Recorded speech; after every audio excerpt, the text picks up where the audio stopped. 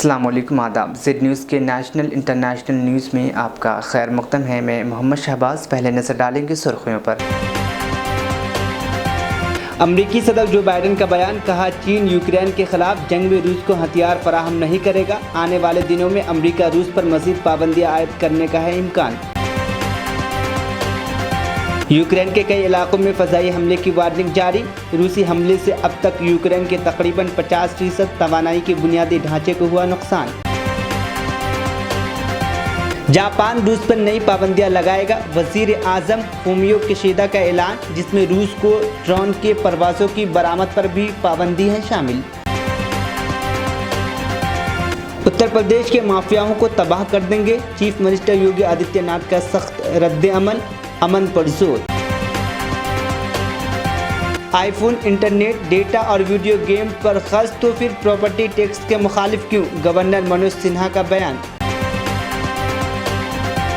कांग्रेस के लिए आइन में तरमीम की करारदाद मंजूर। 50% ओहदे खवातीन, SC, ST, OBC और अक़लियतों के लिए मुख्तस।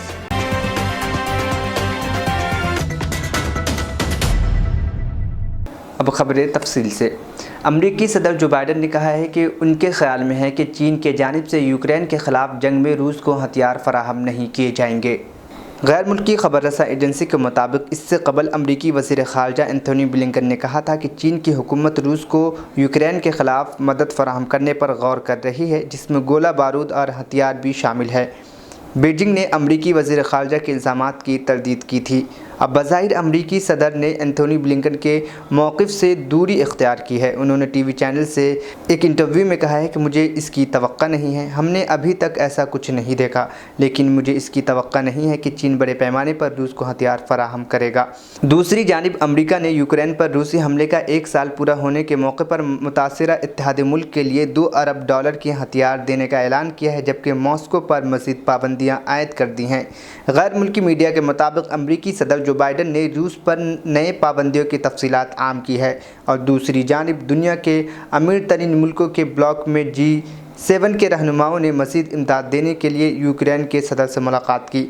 अमेरिका की नई पाबंदियों में रूस की फ़ौजी क़यादत पर वीज़ा पाबंदियाँ, व्लादिमीर पुतिन के इत्तेहादियों के एहसासों की मुंजमद करना और रूस से एल्युमिनियम की दरामद को मौसर तरीक़े से रोकना शामिल है।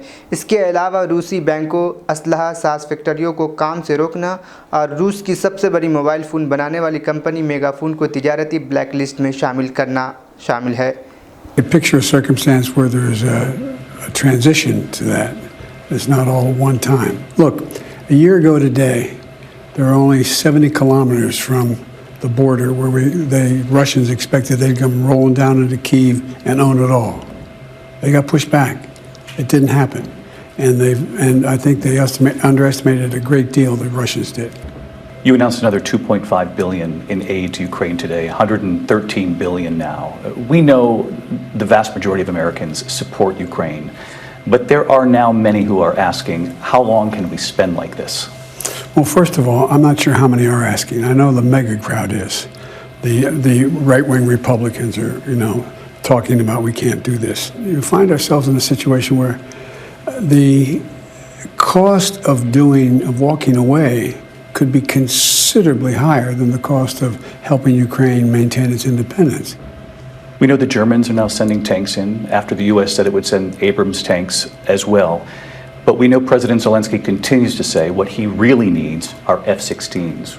Will you send F-16s? Look, we're sending him what our seasoned military thinks he needs now. He needs tanks, he needs artillery, he needs air defense, including another HIMARS. There's things he needs now that we're sending him to put him in a position to be able to make gains this spring and this summer going into the fall. You don't think he needs F-16s now? No, he doesn't need F-16s now. Is that a never? Look, first of all, the idea that we know exactly what's going to be needed a year, 2, 3 from now, but there is no basis upon which there is a rationale, according to our military now, to provide F-16s. But you're not ruling it out? I am ruling it out for now. For now. Vladimir Putin told the Russian people this week that China's President Xi is coming to Russia, likely as early as this spring. I know the State Department and the Pentagon now have both warned China not to offer lethal military assistance to Russia in this war with Ukraine, saying the U.S. is concerned that China is considering providing lethal support to Russia. Would that cross a line for you? Look, it's not in China's. I had a very frank conversation with President Xi this past summer on this issue. And I pointed out to him, the conversation went like this. I said, Mr. President, this is not a threat, it's just an assertion, a statement of what I think the reality is.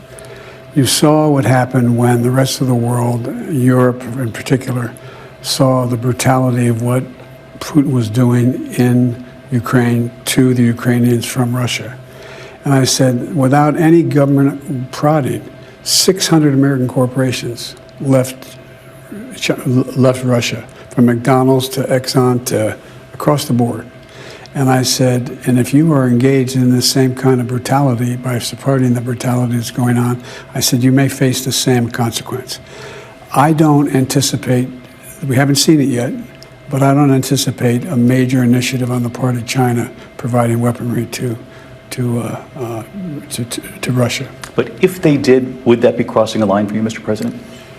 It would be the same line everyone else would have crossed. In other words, we impose severe sanctions on anyone who has done that. So there would be serious consequences? I'll let you characterize what they would be. We would respond. I ask you all of this because there's a new report in the German newspaper Der Spiegel that the Russian military could be negotiating right now with a Chinese drone manufacturer to produce kamikaze drones for Russia. Are you aware of this? Is U.S. intelligence tracking this? U.S. intelligence is aware of everything that's going on in this area, but I'm not going to confirm specifically what U.S. intelligence has found out or not found out. What do you make of this Chinese peace plan floated overnight that Putin is now applauding today? I think you answered the question. Putin's applauding it. So how could it be any good? I'm not being facetious. I'm being deadly earnest. I've seen nothing in the plan that would indicate that there is something that would be beneficial to anyone other than Russia if the Chinese plan were followed. And so the idea that China is going to be negotiating the outcome of a war that's a totally unjust war for Ukraine is just not rational. Let me ask about U.S.-China relations in general, already strained after the Chinese spy balloon over the U.S. Let me just ask you this first. Do we know definitively yet whether or not that spy balloon was flying over the continental U.S. intentionally? It is almost not relevant once it was over the United States. So there's a possibility President Xi didn't know? There is a possibility of that. Were they surveilling the U.S. or attempting to?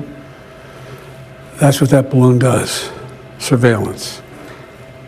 Let me ask you, when the balloon was shot down off South. रूसी खबररसा agency के मुताबिक America में रूस के सफ़ीर Anatolia एंथोनोव ने कहा है कि इन पाबंदियों से किसी किस्म के असरात नहीं पड़ेंगे। अमेरिकी हुक्काम ने कहा कि दीगर पाबंदियां आने वाले दिनों में आयद किए जाएंगे।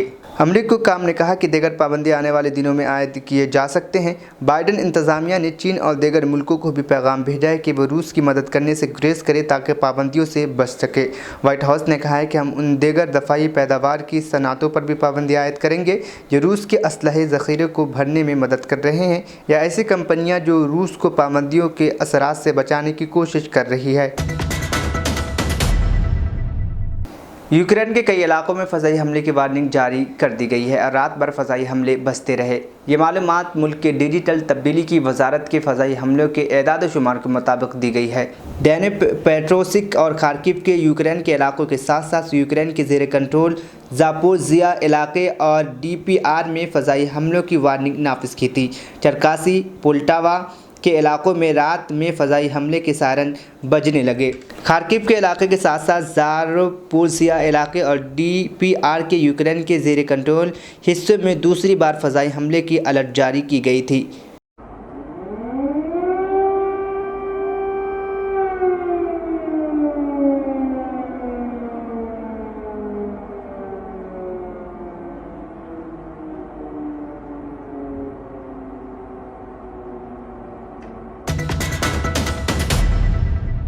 जापान के वज़ीर आज़म फूमियो किशिदा ने कहा है कि जापान रूसी अफराद और इदारों के ख़िलाफ़ नई पाबंदी वाले इक़दाम करेगा, जिसमें रूस को ड्रोन की परवाज़ों की बरामद पर पाबंदी भी शामिल है। जापान के वज़ारत ख़ारजा ने ये इत्तला दी है। G7 ग्रुप के रहनुमाओं ने जुमा को यूक्रेन में रूस के खुसूसी फ़ौजी ऑपरेशन के आगाज़ से पहले की बरसी के मौके पर रूस की मालियाती इदारों पर इजाफी पाबंदियाँ आयद करने पर इत्तफ़ाक़ किया। वजारत ने हफ्ते को बताया कि G7 चोटी कॉन्फ्रेंस के दौरान फूमियो किशिदा ने कहा कि जापान रूस के ख़िलाफ़ नई पाबंदी लागू करने जा रहा है, जिसमें बरामदी पाबंदियाँ जैसे ड्रोन के परवाज़ों और रूसी अफराद और तंजीमों के मालियाती इदारों के असासों को मुंजमद करना शामिल है। यूक्रेन पर रूसी फ़ौजी हमले के 1 साल मुकम्मल होने के बाद अक़वाम मुत्तहिदा के सेक्रेटरी जनरल एंथोनियो ने इसकी मज़म्मत करते हुए इस जंग को हमारी इज्तमाई ज़मीर की तौहीन करार दिया। गुटेरेस ने यूक्रेन में एक मुनसिफ़ाना और पायदार अमन के लिए कैफ की हिमायत याफ़ता करारदाद प्रोवोटिंग से कबल अक़वाम मुत्तहिदा के जनरल असम्बली से ख़िताब कर रहे थे। इस करारदाद में रूसी फ़ौजियों का यूक्रेन से इनखला शामिल है। गुटेरेस ने कहा कि रूस का हमला अक़वाम मुत्तहिदा के बुनियादी चार्टर और बैनुल-अक़वामी कानून की ख़िलाफ़ वर्जी है। उन्होंने कहा कि जैसे कि मैंने पहले दिन से कह रहा हूँ कि रूस का यूक्रेन पर हमला हमारे कसीरुल जहती निज़ाम के बुनियादी उसूलों और इक़्तिदार को चैलेंज करता है। उन्होंने रूस के इन इशारों का भी जवाब दिया कि वो इस जंग में जौहरी हथियारों का इस्तेमाल कर सकता है। गुटेरेस ने कहा कि हमने जौहरी हथियारों के इस्तेमाल की नुकसानदा धमकियाँ सुनी हैं। जौहरी हथियारों का नाम नहायत हिकमत अमली से इस्तेमाल यकसर नाकाबिल कबूल है। अब वक्त आ गया है कि दहलीज से पीछे हट जाएं। शुमाली कोरिया की सरकारी खबररसा agency Korean Central News Agency ने बताया कि ये मिसाइल बहरे जापान के तरफ फायर किए गए।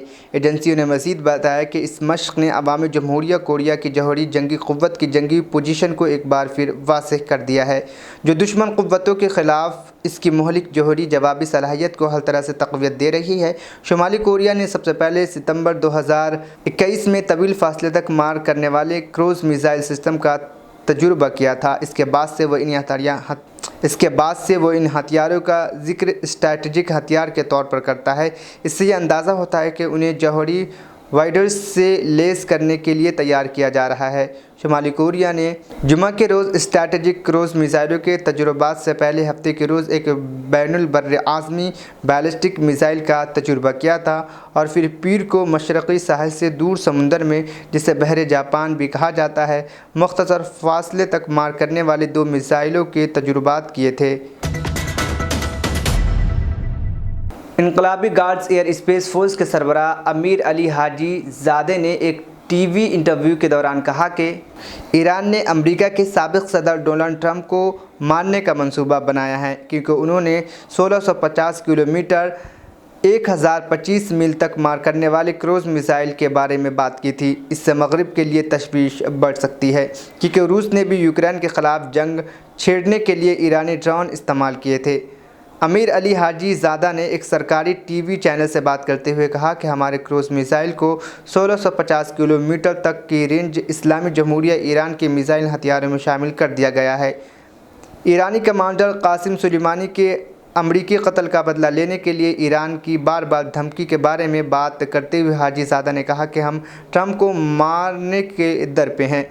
सरकारी टीवी के साथ उनकी बातचीत पहले फुटेज थी, जिसमें नए पावर क्रूज़ मिसाइल को दिखाया गया था। ईरान का दिफा करते हुए उन्होंने कहा कि जब उसने इराक़ में अमरीकी ज़ेर क़यादत अफ़वाज पर बैलिस्टिक मिसाइल हमला किया तो मुल्क का गरीब फ़ौजियों को मारने का इरादा नहीं था। उन्होंने कहा कि यह हमला 2020 में बगदाद में अमरीकी हमले में सुलेमानी की हलाकत के जवाब में किया गया था। उन्होंने कहा कि इंशाअल्लाह हम ट्रंप को मारने के दर पे हैं। अमरीकी मुखालफत के बावजूद ईरान ने अपने मिसाइल प्रोग्राम को बढ़ा दिया है, ख़ास तौर पर उसके बैलिस्टिक मिसाइल की सरगर्मियों में इजाफा हुआ है।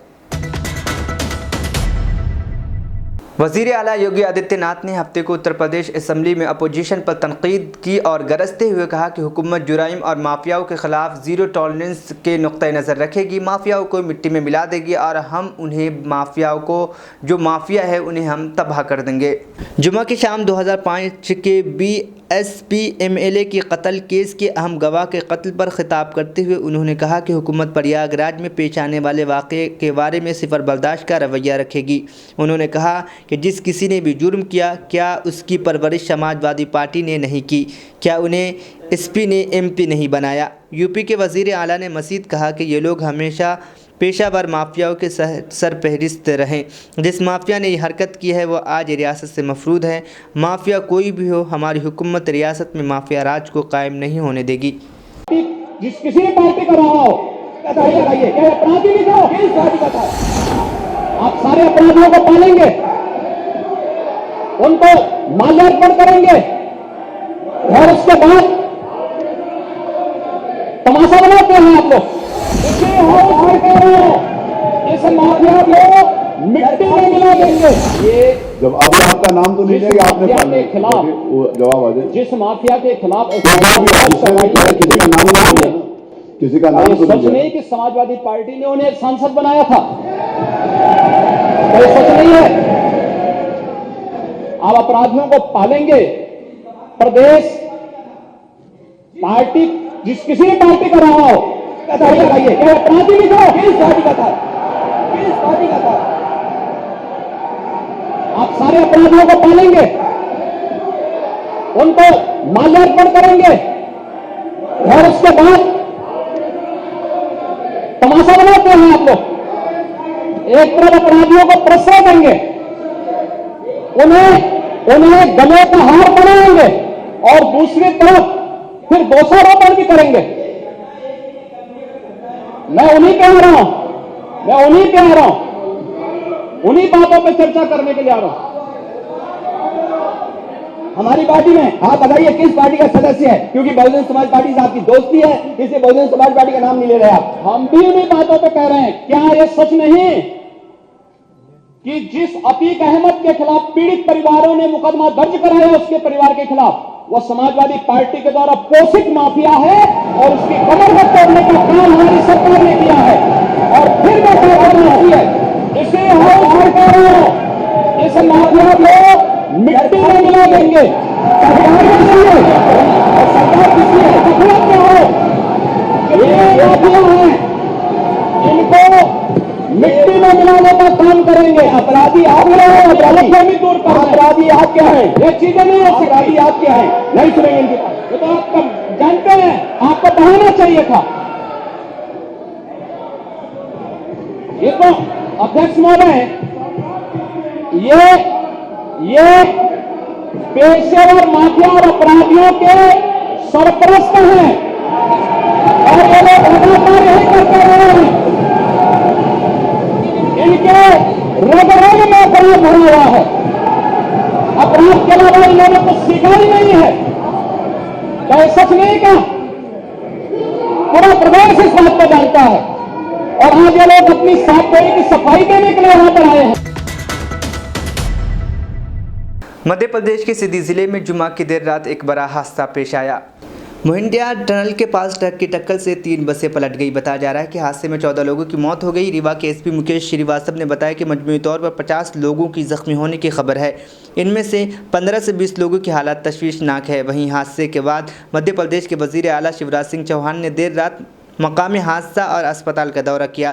इसके बाद सीएम शिवराज सिंह ने हादसे में मरने वाले अफराद ख़ानदान को 10 लाख रुपए, शदीद तौर पर ज़ख्मियों को 2 लाख रुपए और मामूली तौर पर ज़ख्मी होने वालों को 1 लाख रुपए की इमदादी रकम देने का ऐलान किया है। उन्होंने कहा है कि महलूकीन के अफराद ख़ानदान को अहलियत के मुताबिक सरकारी नौकरी भी दी जाएगी।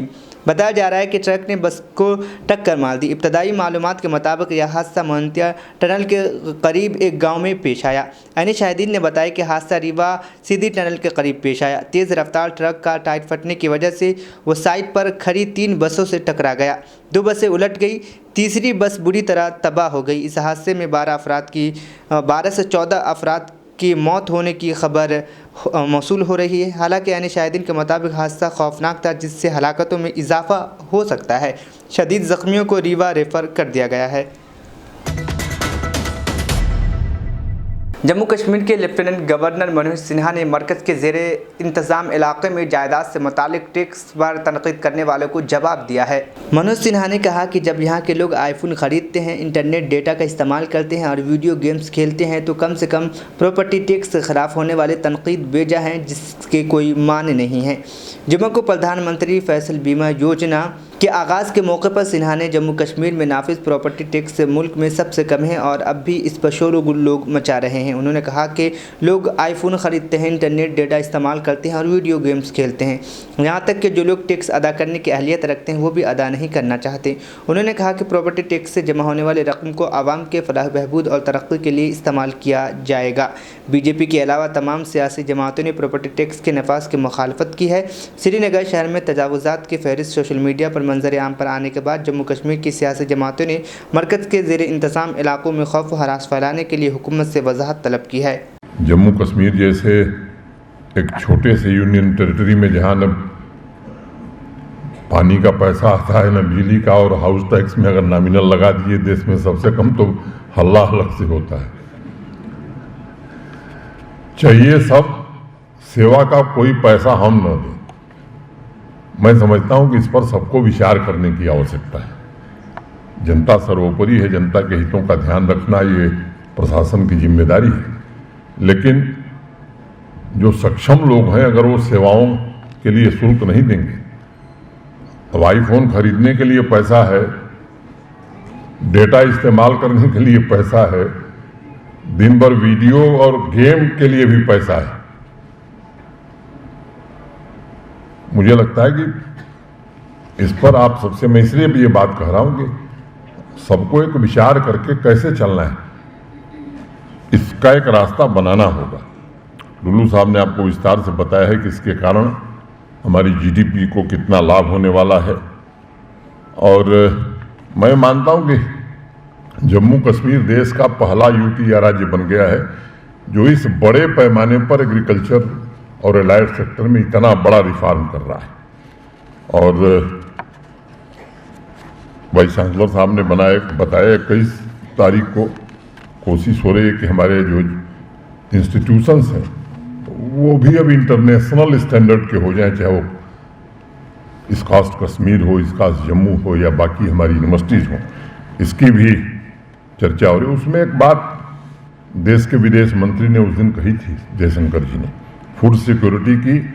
और अब फूड सिक्योरिटी से दुनिया आगे सोच रही है कि ऐसी फूड सिक्योरिटी जिसमें प्रोटीन भी हो। और ये गौरव भारत को हासिल है कि आज संयुक्त राष्ट्र संघ ने अगर 2023 को मिलेट ईयर घोषित किया है तो उसमें भारत का बड़ा भारी प्रयास है।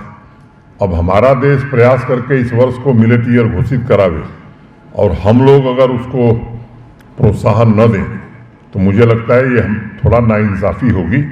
तो मैं आप सबसे निवेदन करूंगा कि जम्मू कश्मीर में भी मिलेट ईयर, वास्तव में मिलेट के उत्पादन में हमारी रुचि बढ़े, इसे हमें करने की ज़रूरत है। किसान भाइयों की कांग्रेस पार्लिमानी पार्टी की सदर सोनिया गांधी ने अपने खिताब के दौरान कहा कि ये एक मुश्किल वक्त है। बीजेपी और आरएसएस ने आज मुल्क के हर एक इदारे पर कब्जा कर लिया है। हुकूमत ने एक ख़ास सनअतकार को फ़ायदा पहुंचाया। हुकूमत ने खुसूसी तौर पर अक़लियतों पर हमला किया। इस सूरत हाल ने मुझे इस वक्त की याद दिला दी जब मैंने सियासी दुनिया में कदम रखा था। कांग्रेस सिर्फ एक सियासी जमात ही नहीं बल्कि एक अहम ऐसी गाड़ी है जो हिंदुस्तान के आवाम के मसाइल के लिए जिद्दोजहद करती है। जीत हमारी होगी और हम खरगे जी की सरपरस्ती में लड़ेंगे। कबल ऐसे भारत जोड़ो यात्रा की तारीफ़ करते हुए सोनिया गांधी ने कहा कि भारत जोड़ो यात्रा ने यह साबित कर दिया है कि तमाम हिंदुस्तानी एक साथ रहना चाहते हैं और कांग्रेस लोगों के मसाइल के लिए जिद्दोजहद करने को तैयार है। लोगों ने बड़ी तादाद में भारत जोड़ो यात्रा में शिरकत की। यात्रा की कामयाबी के लिए मैं राहुल गांधी जी का शुक्रिया अदा करती हूँ। First of all, I want to express my gratitude for what has been said about me and for what we have done, what we did as under my presidency and under the UPA government. It also shows how old I have become and how now young people under the leadership of Kharge ji must move forward. I would like to renew my congratulations to Mallikarjun Kharge ji and offer my best wishes for his presidency. Kharge ji has held organizational and political posts from the bloc to the national level. His grounded wisdom and deep experience is a crucial asset for the Congress, especially in these challenging times. His journey from a dedicated grassroots worker to the highest post in the Congress is a matter of pride for all of us. It reflects the ideals of India for which our freedom struggle was fought and the values of our Constitution. It continues our rich and unparalleled tradition of internal democracy. I had the honor of taking office as president for the first time in 1998. Over these 25 years, our party has seen times of high achievement as well as deep disappointment. The support, goodwill, and understanding of each one of you and all the Congress Party workers throughout the country has given us all strength. Our victories in 2004 and 2009, along with the able leadership of Dr. Manmohan Singh ji, gave me personal satisfaction. But what gratifies me most is that my innings could conclude with the Bharat Joro Yatra. The Yatra has come as a turning point. It has proved that the people of India overwhelmingly want harmony, tolerance, and equality. It has renewed the rich legacy of dialogue between our party and the people through mass contact programs. It has shown us all that the Congress stands with the people and is ready to fight for them. I congratulate all party workers who have worked hard for the Yatra, the colleagues, young and old, who took part in it, and the lakhs of people of India for their participation, support, and affection. I especially thank Rahul ji, whose determination and leadership were crucial in the Yatra's success. Friends, this is a particularly challenging time for the Congress and for the country as a whole. Prime Minister Modi and the BJP RSS regime has relentlessly captured and subverted every single institution. It ruthlessly silenced any voice of opposition. It has caused economic ruin by favoring a few chosen businessmen at the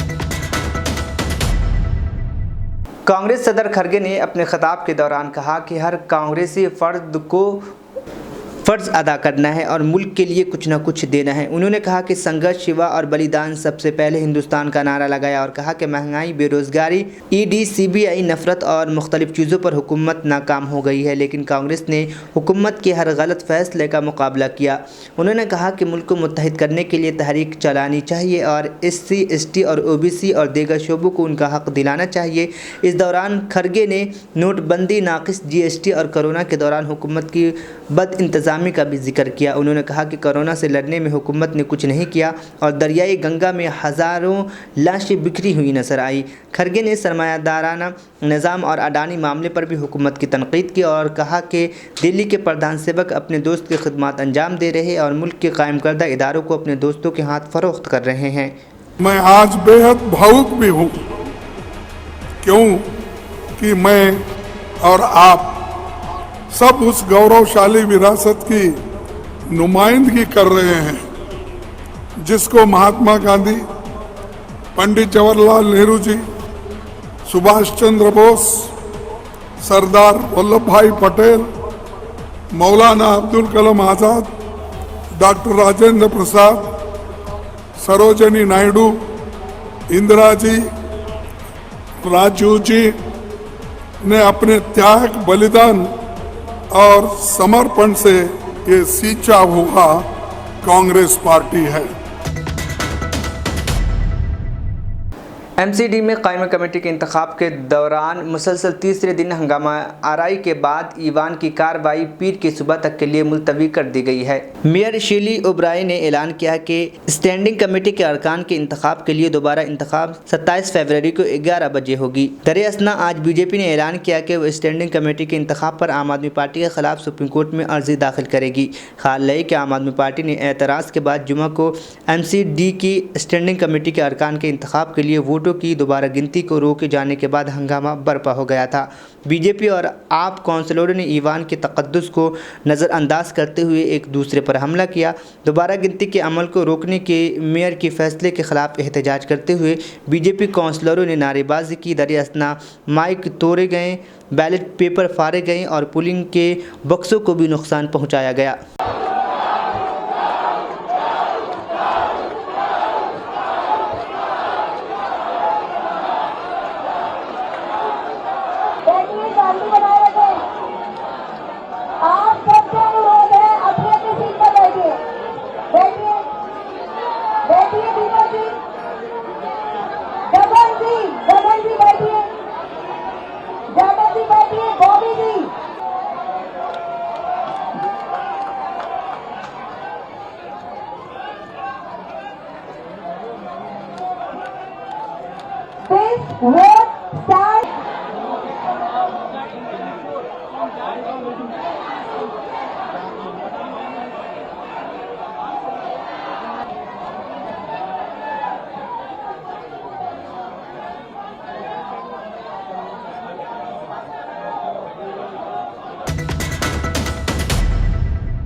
आखिर में सुर्खियां एक बार फिर। अमरीकी सदर Joe Biden का बयान, कहा चीन यूक्रेन के खिलाफ जंग में रूस को हथियार फराहम नहीं करेगा। आने वाले दिनों में अमरीका रूस पर मज़ीद पाबंदियां आयद करने का है इम्कान। यूक्रेन के कई इलाकों में फ़ज़ाई हमले की वार्निंग जारी। रूसी हमले से अब तक यूक्रेन के तकरीबन 50% तवानाई के बुनियादी ढांचे को हुआ नुकसान। जापान रूस पर नई पाबंदियां लगाएगा। वज़ीर आज़म फूमियो किशिदा का ऐलान, जिसमें रूस को ड्रोन के परवाज़ों की बरामद पर भी पाबंदी है शामिल। उत्तर प्रदेश के माफियाओं को तबाह कर देंगे, चीफ मिनिस्टर योगी आदित्यनाथ का सख्त रद्द अमन पर जोर। आईफोन, इंटरनेट, डेटा और वीडियो गेम पर खर्च तो फिर प्रॉपर्टी टैक्स के मुखालिफ क्यों? गवर्नर मनोज सिन्हा का बयान। कांग्रेस के लिए आइन में तरमीम की करारदाद मंजूर। 50% ओहदे खवातीन, SC, ST, OBC और अक़लियतों के लिए मुख्तस। नेशनल इंटरनेशनल न्यूज़ यहीं पर इख्तिताम पसीद हुआ। मुझे और मेरी पूरी टीम को दीजिए इजाज़त, फिर होगी कल मुलाकात। अल्लाह हाफिज़। जिंदगी का हर पल रहे खुशियों भरा, प्यार का हर रंग लगे दिलकश और हसीन। HKGN furnitures.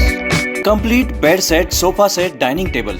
इसके अलावा आपकी लाडली के लिए मुकम्मल मैरिज सेट सिर्फ और सिर्फ 44,999 रुपए में, और इसके साथ डबल डोर अलमारी और बेड सेट बिल्कुल फ्री। आज ही विजिट करें proprietor Mohammad Nasir Chishti. Address Farid complex, Owaisi hill, Hyderabad. Contact 9912857230 और 9346062190।